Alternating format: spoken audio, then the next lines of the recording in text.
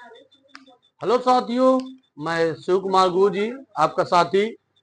मेरे साथियों, मैं आपको इम्परेटिव सेंटेंस इससे पहले एक बार बताया था और मैंने आपसे वादा किया था कि मैं आपको इम्परेटिव सेंटेंस दो तरह से हल करके दिखाऊंगा। फिलहाल पहले पढ़ने से पहले आप लोग अपनी कॉपी खोल लीजिए, सब लोग रेडी हो जाइए, तैयारी बना लीजिए, जिससे ये ना हो कि हमारा कुछ छूट गया। अगर थोड़ा सा भी छूट जाएगा, नजर आपकी इधर उधर गई तो समझ नहीं आएगा। बहुत से बच्चे कहते सर जी मेरा छूट गया, समझ नहीं आया, तो इसलिए छूट जाता है क्योंकि आप लोग तैयारी बना करके नहीं बैठते। तो आप तैयारी बना करके बैठते। मैं आपके सामने बताने जा रहा हूँ इम्पेरेटिव सेंटेंस। फिर भी मैं आपको बता दूं, अगर आपसे कोई पूछता है कि इम्पेरेटिव सेंटेंस किसे कहते हैं, इम्पेरेटिव सेंटेंस से कहते हैं मेरे साथियों, इससे प्रार्थना, सलाह, आज्ञा, प्रार्थना, ये सब चीज का भाव प्रकट होता है। और इम्पेरेटिव सेंटेंस में हमेशा यू सब्जेक्ट छिपा रहता है, याद रखिएगा। इम्पेरेटिव सेंटेंस में हमेशा सब्जेक्ट यू छिपा रहता है और इम्पेरेटिव सेंटेंस में हम फर्स्ट फॉर्म का प्रयोग करते हैं। तो हम आपको फार्मूले के द्वारा सभी को पैसिव बनाना मैं आपको सिखाऊंगा। आप ध्यान दीजिएगा कि दो तरह पैसिव कैसे बनेगा। फर्स्ट वाला तो आपके सामने है। पैसिव के बारे में बातें करें, ये मेरा एक्टिव है और इधर मेरा क्या बनाऊंगा, मैं आपको पैसिव बनाऊंगा। क्या बनाऊंगा? पैसिव। देखिएगा, मैं आपको दो तरह सेंटेंस को बताऊंगा कि दो तरह किस प्रकार से हमारा एक बन सकता है, हमें जिससे कोई दिक्कत ना हो। हाँ, एक ही सेंटेंस का रहेगा साथियों, अब इसको दो तरह से पैसिव बना लेंगे। मैं आपको दोनों का फार्मूला बताऊंगा। तो पहले जो फार्मूला होता है, पहले क्या होता था, एक्टिव के क्या होता था, एक्टिव में वर्ब की फर्स्ट फॉर्म होता था और फिर क्या होता था, ऑब्जेक्ट होता था। इतना है एक्टिव का। और पैसिव में क्या होता था, पहले लेट होता था, फिर ऑब्जेक्ट होता था, फिर बी लगाकर वर्ब की थर्ड फॉर्म। और मैंने कहा था कि अगर तुम्हारा मन हो तो बाय यू लगाओ अथवा न लगाओ। ये तो मैंने आपको फार्मूला बता दिया था और आपके सामने मैं फिर से पुनः दो सेंटेंस सॉल्व करके दिखाऊंगा। जैसे मैंने पहले दिया कि डू इट, बड़ा छोटा सा सेंटेंस है, बड़ा अच्छा लगता है मुझे। Do it. दूसरा क्वेश्चन मैंने लिया, जैसे ओपन द विंडो या shut the window, shut the window. ठीक है, ये मेरा एक्टिव वॉइस है। क्या है? Active voice. हम इसे पैसिव बनाना चालू करेंगे तो सबसे पहले हम क्या लगाएंगे, लेट लगाएंगे, जो कि मैंने बताया है, फिर भी आप देख लीजिए। फिर ऑब्जेक्ट हो जाएगा, क्या हो जाएगा, इट। ये क्या हो जाएगा, द विंडो। और ऑब्जेक्ट बाद क्या आएगा, बी आएगा, बी और प्लस वर्ब की थर्ड फॉर्म। और तुम्हारे डिपेंड करता है कि अगर तुमको बाय यू लगाना है तो आप लगा भी सकते हैं, नहीं लगाना चाहे तो मेरे साथियों नहीं लगा सकते। अब आपके सामने यहाँ पे आएगा, ये लगा मेरा बी और वर्ब की थर्ड फॉर्म हो गया सट सट सट, और बाई यू आपके ऊपर डिपेंड करता है। अब हम आपको बताएंगे कि इसी सेंटेंस को दूसरी तरफ पैसिव कैसे बनाएं। बहुत यथार्थ तरीका है, आप देखिए।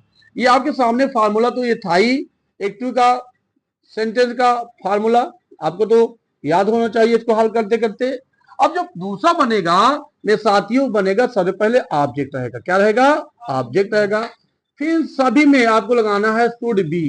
क्या लगाओगे? Should be. सभी के साथ क्या लगाओगे? शुड बी और प्लस वर्ब की थर्ड फॉर्म। और इसके बाद बायु तुम्हारे ऊपर डिपेंड करता है कि बायु लगाना है कि नहीं लगाना है। अब देखिए, मैं एक आपको और भी दो एग्जांपल फिर इसी तरह सॉल्व कर दिखाता हूं। जैसे हो गया डू इट और दूसरा क्या था, shut the window, shut the window. ठीक है, अब हमें पैसिव बनाना है।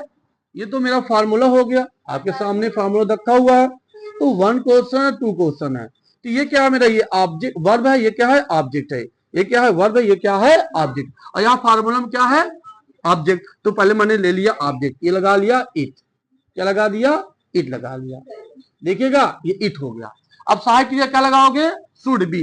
सभी में शुड बी लगाओ, कोई दिक्कत नहीं है। सब भी, सब में शुड बी तुमको लगाना है, सभी में शुड बी लगाना है। पहले ऑब्जेक्ट लगाया, ये लगाया, ठीक है। फिर हेल्पिंग में क्या लगाया? Should be. और जो शुरू में फर्स्ट फॉर्म ना, उसका थर्ड फॉर्म लग जाएगा, डन। क्या हो जाएगा? डन। और बाय यू तुम्हारे ऊपर डिपेंड करता है। अंतिम में क्या है? द विंडो है, तो क्या लगा दिए? The window.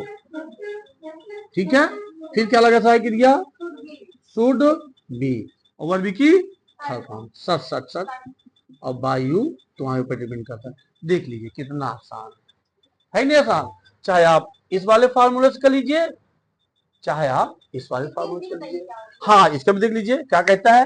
कहता है ये क्या कहता है, डू इट, इसे बंद करो। क्या कहता है, इसे बंद करो। ये कहता है सॉरी डू इट, इसे करो। और ये कहता है शट द विंडो, खिड़की को क्या करो, बंद करो। अब ये कह रहा है इट शुड बी डन, इसे किया जाना चाहिए। किसके द्वारा, तुम्हारे द्वारा। इसे तुम्हारे द्वारा किया जाना चाहिए। दरवाजे को तुम्हारे द्वारा बंद किया जाना चाहिए। इसे क्या कहता है, लेट इट बी डन, कहता है खिड़की को तुम्हारे द्वारा बंद करने दो और इस काम को तुम्हारे द्वारा करने दो। सुनो नहीं, क्योंकि शुड भी मतलब ही होता है चाहिए। क्या होता है, चाहिए। तो आप चाहे इस वाले फार्मूला कर सकते हैं, आप चाहे इस फार्मूला कर सकते हैं। और मेरे साथियों अगर नेगेटिव है तो आप क्या करेंगे, अगर नेगेटिव होगा तो दोनों में बी से पहले क्या लगा देंगे, नाट। बी से पहले यहां भी नाट लगा देंगे और बी से पहले यहां भी नाट लगा देंगे। मैं एक ही क्वेश्चन को दोनों तरह आपको नेगेटिव बनाकर दिखा रहा हूं। जैसे मान लीजिए मैंने एक क्वेश्चन दिया, जैसे do not insult the poor, गरीबों का मजाक मत उड़ाओ, उसका इंसल्ट मत करो। अब हम आपको दो तरह से इसका परिचय बनाएंगे, ठीक है। पहले हमने क्या ले लिया, लेट ले लिया। लेट के बाद क्या आ गया, मेरा ऑब्जेक्ट आ गया द पुअर, क्या आया, द पुअर। फिर ये क्या लग गया, नॉट बी, और वर्ब की थर्ड फॉर्म इंसल्टेड, और बाय यू तुम्हारे ऊपर डिपेंड करता है, ये होगा पहला। दूसरा अगर तुमको लगाना है तो पहले इसको लगा लो, ऑब्जेक्ट को, क्या हो जाएगा, द पुअर। फिर सहायक क्रिया क्या लग जाएगा, शुड नॉट बी। देखिए बी से पहले यहां भी नॉट लगा है, बी से पहले यहां भी नॉट लगा है। फिर इंसल्टेड, और तुम्हारे ऊपर डिपेंड करता है कि तुमको बाय यू लेना है कि नहीं लेना है। ठीक है साथियों, तो मैंने आपको एक ही सेंटेंस को दो तरह से बना दिया। अगर आप कभी भूल भी जाते हैं कि लेट का प्रयोग, तो हम पहले सबसे पहले क्या करेंगे, ऑब्जेक्ट उठा लाएंगे सबसे पहले, और सभी में सहायक क्रिया शुड भी लगा के वर्ब की थर्ड फॉर्म लगा देंगे, बस बाय यू आप लगाओ चाहे न लगाओ। तो जो यहाँ पे देख रहे हैं उनको तो समझ में आ गया है। मेरे साथियों उम्मीद है कि जो मेरे वीडियो देख रहे होंगे उनको भी समझ में जरूर से जरूर आ गया होगा। अगर आ गया है तो तुरंत बैठ करके पूरे क्वेश्चन को सॉल्व कर लीजिए।